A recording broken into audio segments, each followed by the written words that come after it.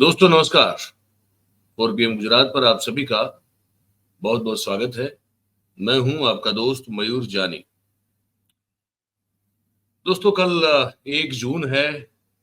कल लोकसभा के चुनाव का 7वां चरण जो है उसी के तहत मतदान होना है और उसके बाद 4 जून को चुनाव के परिणाम घोषित होंगे।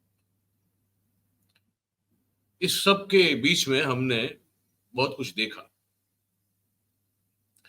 हमने प्रधानमंत्री जी के अनर्गल और अनाप शनाप स्टेटमेंट सुने। हमने उनकी पार्टी के नेताओं के भी बहुत सारे स्टेटमेंट और उस तरह के शब्दावली से जो है भरे हुए उनके निवेदन सुने। हमने कांग्रेस की ओर से जवाबी हमला भी देखा।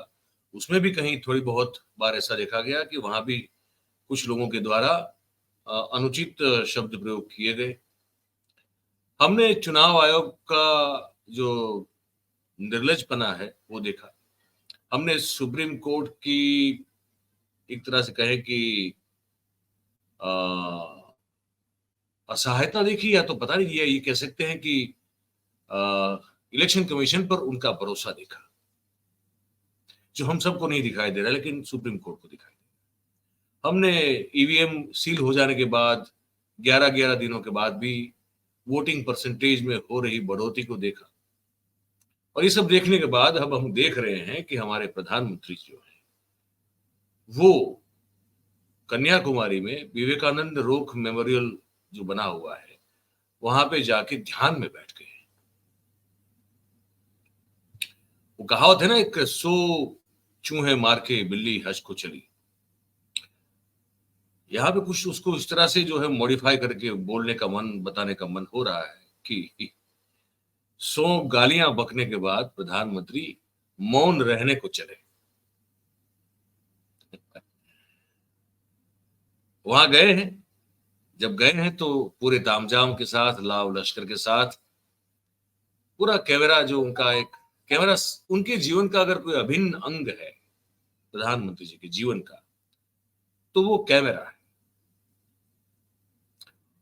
और यकीन मानिए, मुझे तो ये डाउट है, इसकी कोई पुष्टि तो कर नहीं सकते हम लोग क्योंकि वहां तक तो किसी की पहुंच है ही नहीं, लेकिन हमको लगता है कि प्रधानमंत्री जी जो है ना, अपने निजी जीवन में जहां वो पब्लिक में नहीं होते, अपने प्रधानमंत्री आवास में, प्रधानमंत्री कार्यालय में तो बताया जाता है कि वो ज्यादातर बहुत जाते नहीं है वहां। वो अपने आवास से ही जो है वो कार्यालय का काम करते हैं या करवाते हैं, ऐसा सुनने में आता है। जब वो मुख्यमंत्री थे गुजरात के तब भी यही हाल था। वो मुख्यमंत्री कार्यालय तो कुछ समय के लिए शोभा में अभिवृद्धि करने के लिए चले जाते थे, वरना उनका ज्यादातर काम जो है वो मुख्यमंत्री आवास से ही चलता था। वैसे ही कुछ यहाँ भी देखने को मिल रहा है, ऐसा बताया जा रहा है। तो जब अपने निजी आवास में रहते होंगे, जो बिल्कुल निजी उनका क्षण है, समय है, मुझे डाउट है कि वहां भी वो कुछ ऐसे अपने जीवन की जो दिनचर्या है, निजी दिनचर्या है, उसको भी कहीं ना कहीं वो रेखांकित या कैमरा के माध्यम के द्वारा शायद करते होंगे, क्योंकि कैमरा के बगैर वो रह नहीं सकते। ये तो समझ में आ रहा है। तो वहां भी गए हैं, दृश्य में आपको दिखा रहे हैं, आप दृश्य देखिए। ये गए हैं एएनआई।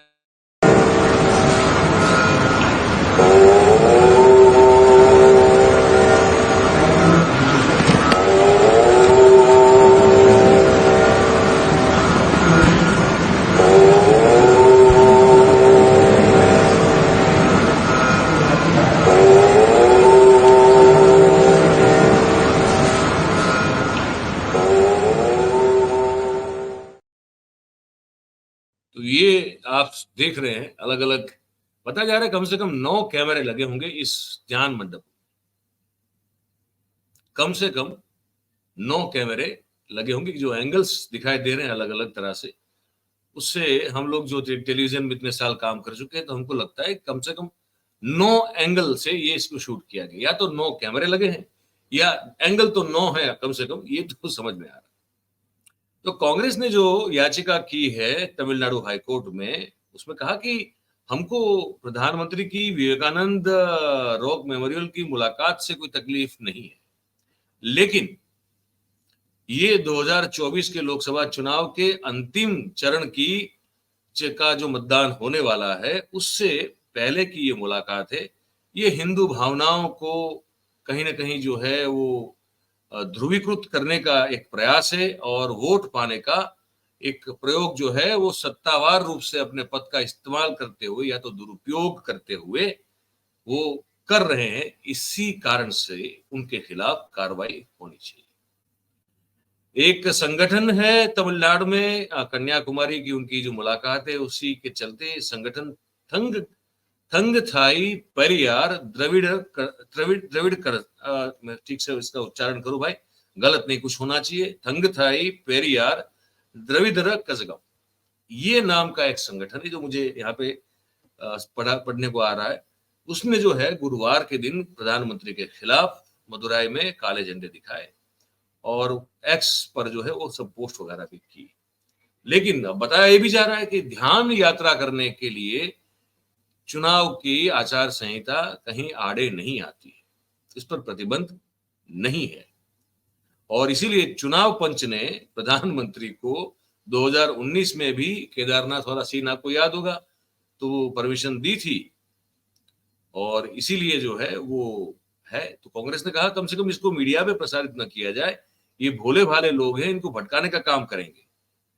तो बताया जा रहा है कि इस बार भी जो है वो फरियाद भले ही करती रहे लेकिन होने वाला कुछ नहीं है, तो क्या करें।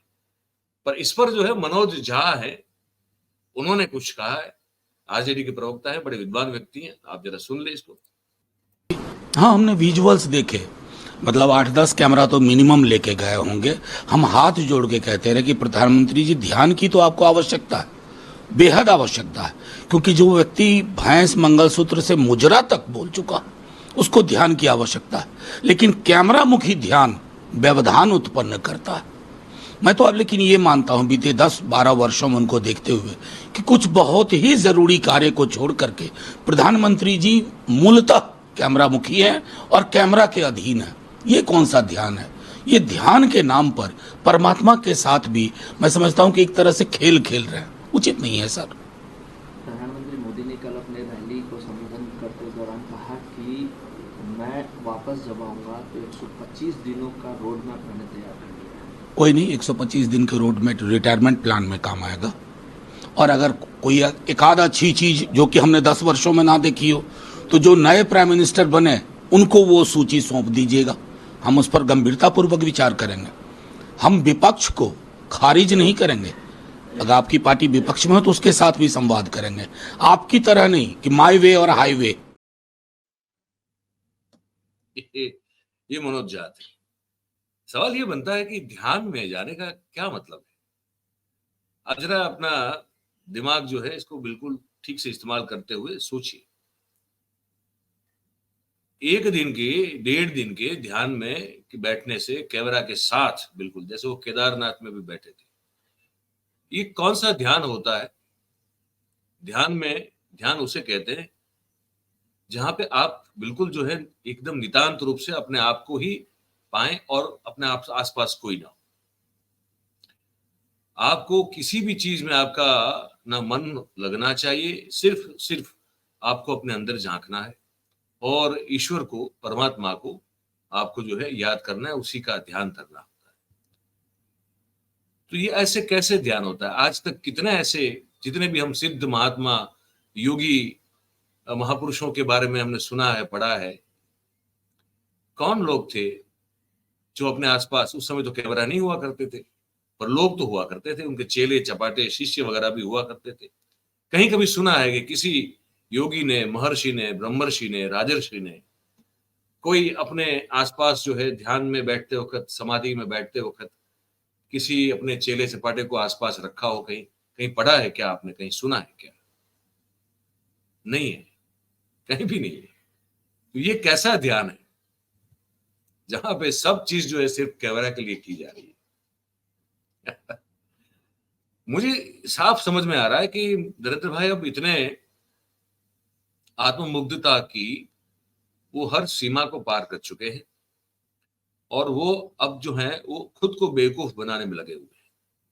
मैं ये मानता हूं कि ये ये कैमरा के सामने बिल्कुल अपने आप को रखना और अपने आप के सामने बिल्कुल कैमरा को हमेशा रखे रहना, ये सिर्फ अपने आप को मूर्ख और बेवकूफ बनाने की प्रक्रिया के अलावा और कुछ नहीं है, ऐसा मुझे लगता है। आपको क्या लगता है मुझे मालूम नहीं। तो आपको जो लग रहा हो वो आप हमको लिख के कमेंट करके जरूर से बताइएगा। और अगर आपको ये बातचीत अच्छी लगी हो, पसंद आई हो, तो फिर आप इस वीडियो को लाइक करें, इस वीडियो के लिंक को आप हो सके उतना शेयर करें। और हमारा जो चैनल है 4 PM गुजरात, भाई उसे आप सब्सक्राइब करें और अपने आसपास के लोगों से करवाएं। रिक्वेस्ट है हमारी, मान लीजिए। वैसे आप लोग मानते हैं तो लगातार ये करते रहे, हम आप इसको हो सके उतना सब्सक्राइब भी करवाते रहे। बहुत बहुत धन्यवाद करेंगे आप सभी का इस कार्यक्रम में हमारे साथ जुड़ने के लिए। Thank you very much. नमस्कार।